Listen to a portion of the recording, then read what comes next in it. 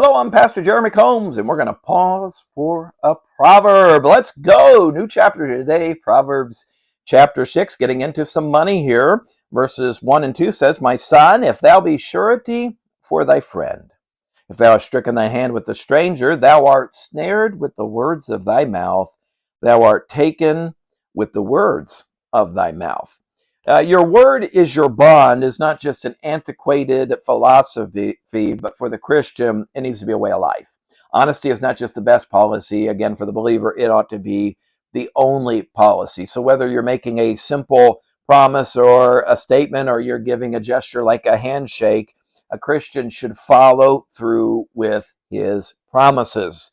So Solomon says the wise person is going to be cautious to give a guarantee until he knows both what he is investing in and with whom he is investing in. It can be foolish to make rash vows simply because you want to be the nice guy or someone is your pal. Think it through. It's likewise foolish to invest with someone who's a stranger to us. Now, remember in Proverbs, stranger isn't the idea so much as unknown, but it's the idea of they don't believe as we do. So be careful who you make a promise with. And the idea, simply put, is do your research and make sure you know your facts. Verse 3, do this now, my son, and deliver thyself when thou art come into the hand of thy friend. Go humble thyself and make sure thy friend. George Washington advised this. He said, be courteous to all, but intimate with few. And let those few be well tried before you give them your confidence. True friendship is a plant of slow growth and must undergo and withstand the shock of adversities before it is entitled to appellation.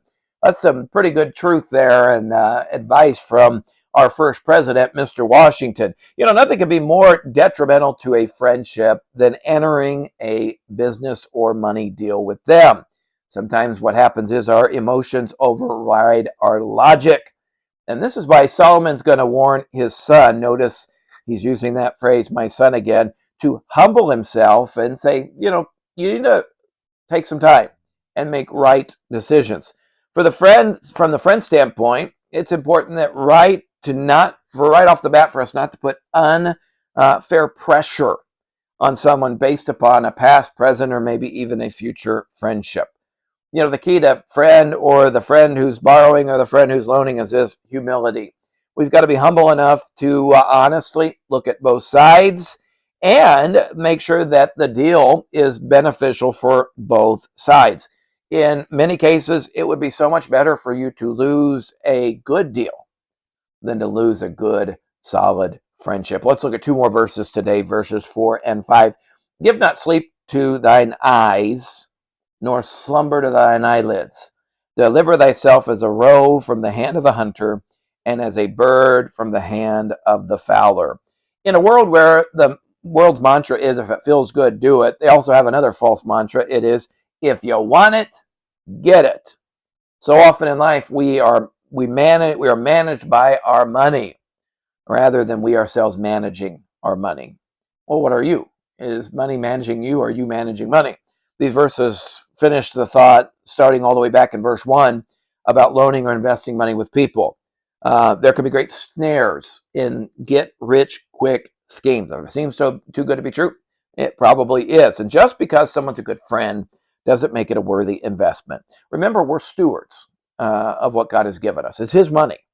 This includes investments too. So before you go and invest God's money or investments in something or someone, you better not only do your research, as we saw, but also reach out to God for His input. Here's the problem with these steps we've just gone through. You often cannot come up with the answers immediately or instantaneously. Yet sometimes these delays of prayer and getting your research done can actually end up being a saving grace in disguise for you. So invest God's money and investments wisely today. Thank you for joining us. We'll see you next time.